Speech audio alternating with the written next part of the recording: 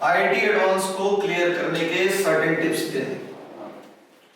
Advance का जो preparation है, आप उसके क्वेश्चन को अगर देखेंगे तो बहुत सारे पैटर्न में है, तो उन पैटर्न की स्ट्रॉन्ग प्रैक्टिस रिक्वायर्ड है।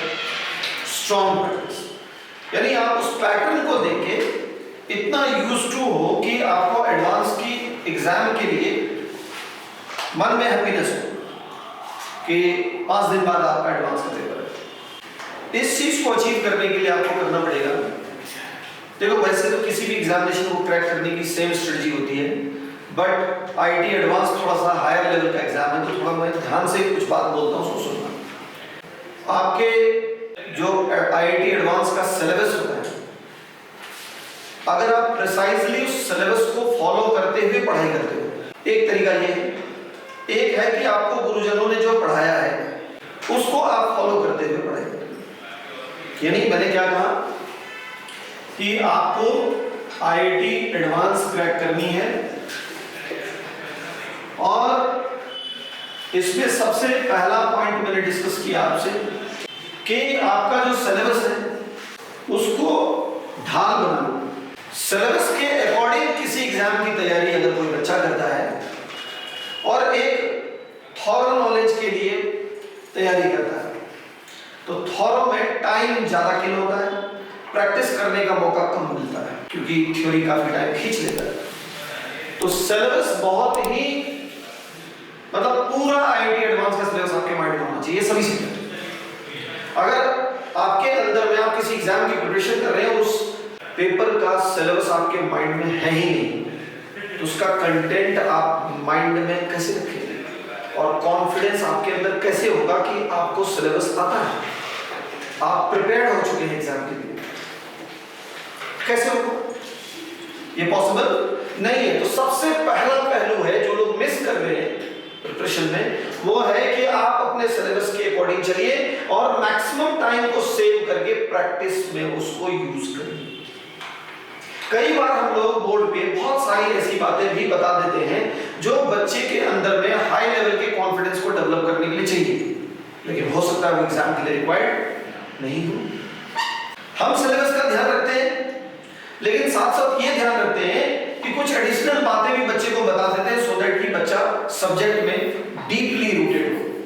लेकिन क्लास में उन चीजों को जो आपने डीपली रूटेड समझा, जैसे आप डीप गए, उसका जो बेनिफिट आपको मिला, जब आप घर जाते हो तो तुरंत प्रैक्टिस पे आने के लिए आप सिर्फ एक बार देख लो कि आपके प्रिसाइज सिलेबस क्या है, उसके अकॉर्डिंग क्या क्या चीज हमने पढ़नी थी, और फटाफट आप अपने प्रैक्टिस मॉडल पे आ जाए। प्रैक्टिस जितना ज्यादा करोगे और पैटर्न में प्रैक्टिस करोगे, जैसे मान लो आपको आज मन किया कि आप जो चैप्टर कंप्लीट किए हो, आज आपका एक चैप्टर कंप्लीट हुआ है और ये चैप्टर आपको ढंग से समझ में आया है, आपने देखा कि आपका सिलेबस ये है, उस सिलेबस के अकॉर्डिंग उस आर्टिकल के टॉपिक के अंदर जो डिफिकल्ट आर्टिकल था उसको आपने रिवाइज किया फटाफट से 10 मिनट 15 मिनट लगा के, कई बार अपने मन में रिकॉल किया, 10-15 मिनट और लगा के पूरे टॉपिक को अपने मन में रिकॉल किया, सारे कॉन्सेप्ट्स को एक बार मन के अंदर में रिकॉल किया। रिकॉलिंग पावर से आप उस चैप्टर का कॉन्फिडेंस अपने मन में गेन किया।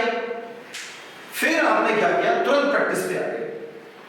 मान लीजिए कि आपने सोच के रखा है कि आपको 1 घंटा केमिस्ट्री इस चैप्टर में प्रैक्टिस करना है, तो आपने ये भी सोचा होगा कि 20 क्वेश्चन ऑब्जेक्टिव होगा, 4 कॉम्प्रिहेंशन होंगे, 2 मैट्रिक्स होंगे, 4 मोर देन 1 भी होने चाहिए, यानी हर टाइप का आपने प्रैक्टिस करके, ठीक है ना, उस 1 घंटा को ढंग से जिया। जब आप इस तरह की स्ट्रेटजी फॉलो करते हैं कि एवरीडे आपने एडवांस की प्रिपरेशन करी है, तब आप एडवांस की तैयारी कर रहे हैं और उसमें रैंक छुपा हुआ है। ठीक है, किसी दिन टेस्ट के लिए आप थोड़े दिन पढ़ लेते हैं, उससे एडवांस की बहुत अच्छी प्रिपरेशन नहीं होती, फिर बच्चे को एडवांस का सिलेबस उसके माइंड में रहता नहीं है। तो बहुत अपने रैंक को लेके चिंतित रहना और एक सही स्ट्रेटजी के साथ काम करना जरूरी होता है एडवांस को क्रैक करने के लिए। तो मैंने एक बताया आपको सिलेबस, दूसरा बताया पैटर्न में आप प्रैक्टिस करेंगे, पैटर्न प्रैक्टिस एवरीडे।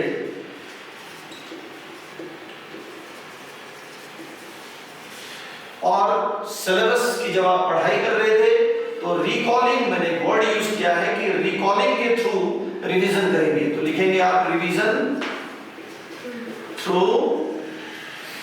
रिकॉलिंग, ठीक है ना। तो जल्दी से आप अपने सिलेबस को समझें और उसी कंटेंट को सिर्फ रिकॉल करें जो आपके सिलेबस में है। फटाफट आप प्रैक्टिस मॉडल पे आए, प्रैक्टिस का टाइम डिसाइड करें कि 1 आवर में अगर आपको 60 मिनट होते हैं तो इस 60 मिनट के अंदर आपको क्या क्या चीज प्रैक्टिस करना है, किस किस क्वांटिटी में करना है, फटाफट करके इसको गिनाएं।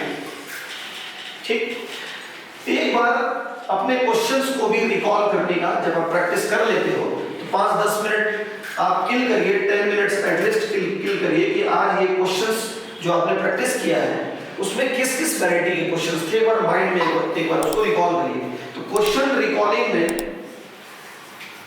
10 मिनट जरूर लगाइए आफ्टर प्रैक्टिस, ठीक है। उससे आपके मन में जो आपने पढ़ा है वो कंसोलिडेट हो जाएगा, ठहर जाएगा। रिकॉलिंग से क्वेश्चंस भी ठहरेगा और आप एडवांस के लिए अपने आप को बहुत अच्छे रैंक के लिए प्रिपेयर कर पाएंगे।